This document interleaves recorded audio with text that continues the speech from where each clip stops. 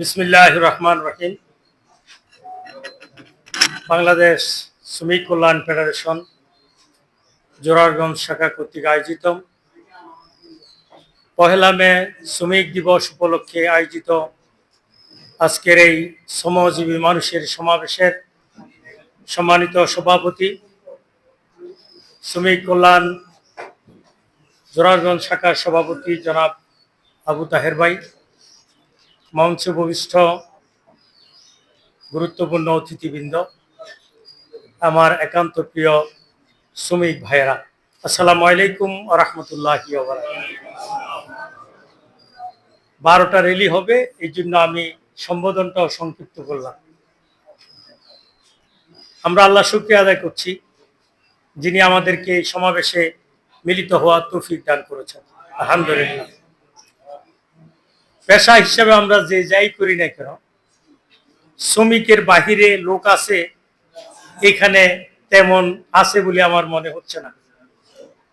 সাংবাদিকেরা যদি তাদের বেতন ভাতা না দেয়, শ্রম আইনে কিন্তু মামলা করে, তাহলে শ্রমিকেরা সাংবাদিক শ্রমিক। কিন্তু আমরা যারা আইনজীবী, তাদের কোনো যারা ল অফিসার গভর্নমেন্টের এরা ছাড়া আর বাকি সব আইনজীবীরাই কিন্তু শ্রমিকদের অন্তর্ভুক্ত, কারণ তারা কাজ করে, ক্লায়েন্ট তাদেরকে পয়সা দেয়।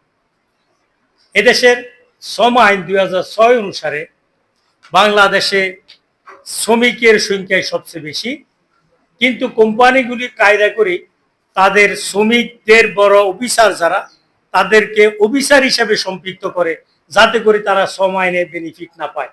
কিন্তু চাকরি ডিসমিস হলে আমরা ঠিকই তাদেরকে শ্রমিকের ভিতর ফেলে আইন দিয়ে তাদেরকে উদ্ধার করে দিই। তাহলে বোঝা যাচ্ছে যে অফিসার হিসেবে যারা এখন পারফর্ম করছে আসলে তারাও কিন্তু শ্রমিক। তাহলে আমাদের এই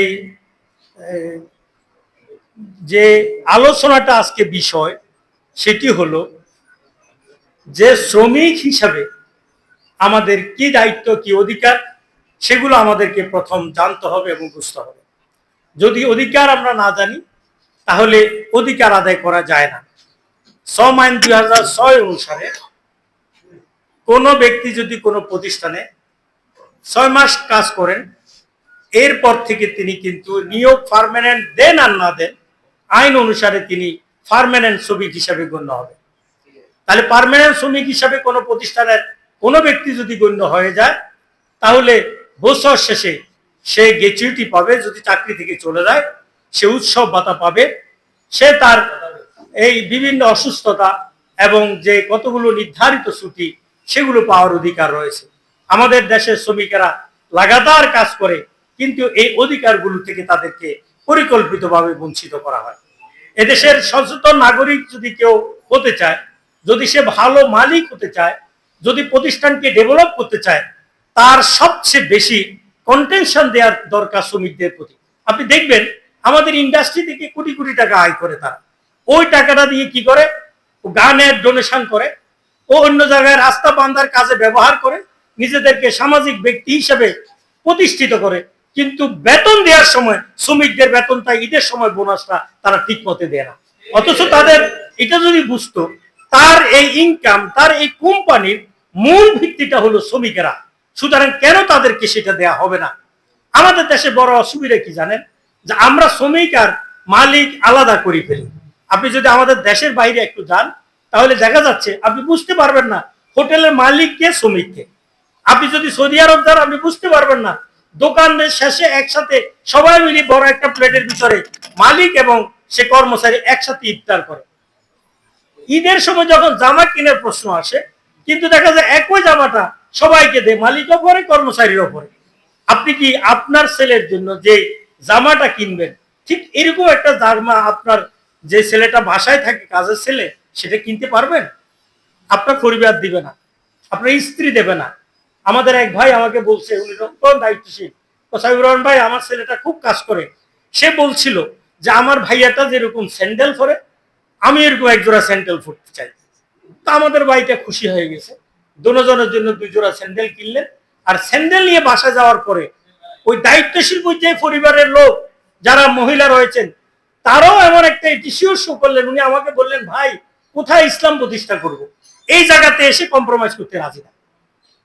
তাহলে মনের দিক থেকে আমাদের পরিবারগুলোকে আমরা যারা, তাদেরকে এমন ভাবে রাসূলুল্লাহ সাল্লাল্লাহু আলাইহি ওয়াসাল্লামের সমনীতি অনুসরণ করতে হবে যাতে করি আমার ফিয়ন বলে দিবে যে আমার স্যার যে দল করে আমি সেটা করি, আমার কর্মচারী এটা বলতে হবে আমার মালিক যে পার্টি করে আমি সেটা করি।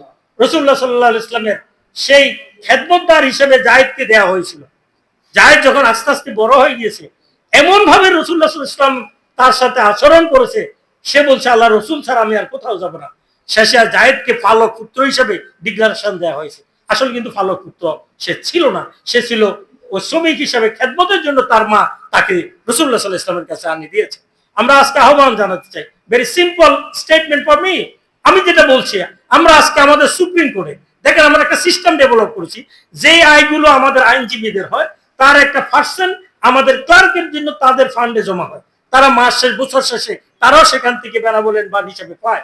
এরকম প্রত্যেকটা প্রতিষ্ঠানে শ্রমিকরা যেখানে ইনকাম করবে, লাভ করবে, সে লাভের অংশ তারাও কিছু পেতে হবে, না হলে এই ব্যবসা শুদ্ধ হবে না এবং শ্রমিকের কমিটমেন্ট সেখানে আসবে না। আমাদের সমাজ ব্যবস্থায় এটা না বিদায় সমস্যা হচ্ছে। আরেকটা মজার ঘটনার কথা বলি, গত 2 বছর আগে 3 বছর আগে আমি সৌদি আরব সফর করছিলাম।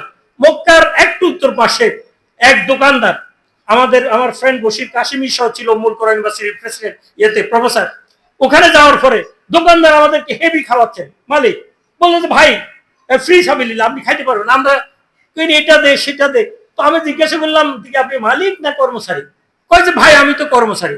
তো কর্মচারী হলে আপনি যে এই পরিবার আমাদের খাওয়াচ্ছেন তো আপনার বেতন তো চলে যাবে। না যাবে না। কিভাবে? আমার মালিক বলে দিছে টোটাল লাভের 5% তোমার কেয়ারবে থাকবে, তোমার ফ্রেন্ড ফথি সাধারণ মানুষ যতজন আসবে তুমি তারা ওখান থেকে তাকে খাওয়াইতে পারবে। কয় যে এইটা তখন 2-3 মাস যখন আমি এরকম, একজন বলছে টাকা নাই, খাওয়া দিয়ে দিলাম, আরেকজনকে ডেকে একটা চা খাওয়াই দিলাম, আরেকজনকে ডেকে একটা মিষ্টি খাওয়াইলাম।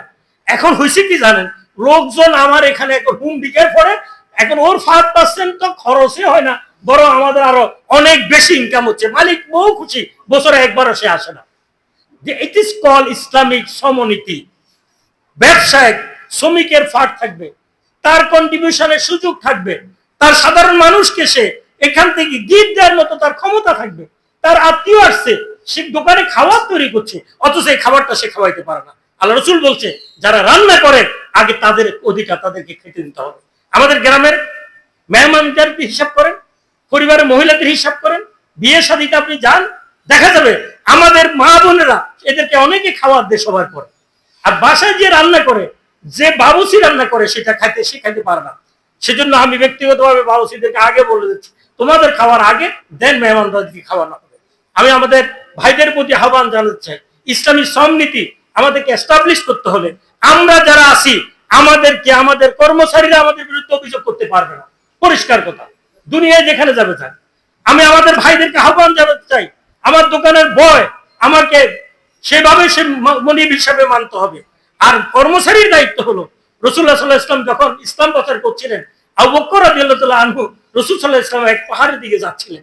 সে সময় একটা মেয়ের শাবক চড়াচ্ছিলেন। রাসূল সাল্লাল্লাহু বলছেন আমি একটু দুধ খেতে চাই। ওই শ্রমিক ইসলাম গ্রহণের আগে সে বলছে আল্লাহ রসুলকে, এর মালিক হচ্ছে অমুক, তার পারমিশন স্যার আমি আপনাকে দুধ দিতে পারবে না।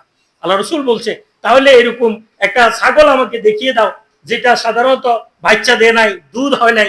রাসূল সাল্লাল্লাহু আলাইহি ওয়াসাল্লামকে দেখাই দিল, ওই দুধের ওলান ধরে হাত দেওয়ার পরে দুধ বের হলে আপনারা জানবেন এই ঘটনা হাদিস শরীফে পড়ে তিনি বিখ্যাত সাহাবী হয়েছেন এবং সে ভূমিকা রেখেছেন। তাহলে একজন শ্রমিক যদি সে আল্লাহওয়ালা হয়, সে আল্লাহর বন্ধু এমনি হচ্ছে না এই সমস্ত নীতি আর আদর্শের কারণে। তাহলে যে ব্যক্তি তার সম্পদ, মালিকের সম্পদ হেফাজত করতে পারে না, সে কিন্তু কাল হাসরের ময়দানে জান্নাতে যেতে পারবে না। তাহলে শ্রমিকদের ভিতরে আমরা সে অনুভূতি জাগ্রত করব, আমরা নিজেরাই সিম্পাথাইজ হব, ইসলামী সমনীতি মেনে চলে দেশটাকে আধুনিক একটি কল্যাণকর রাষ্ট্রের দিকে আমরা নিয়ে যেতে চাই। আর সরকারি ব্যবস্থাপনায় আমরা বলছি শ্রমিকদের অধিকার নিশ্চিত করার জন্য সরকার এখন কিন্তু বদ্ধপরিকর। আমরা প্রত্যেকটা জায়গায় আলাদা আলাদা শ্রমিকের প্রতিষ্ঠান ডেভেলপ করে, আইন ডেভেলপ করে দেওয়া হচ্ছে, শ্রম আইন ডেভেলপ করা হচ্ছে।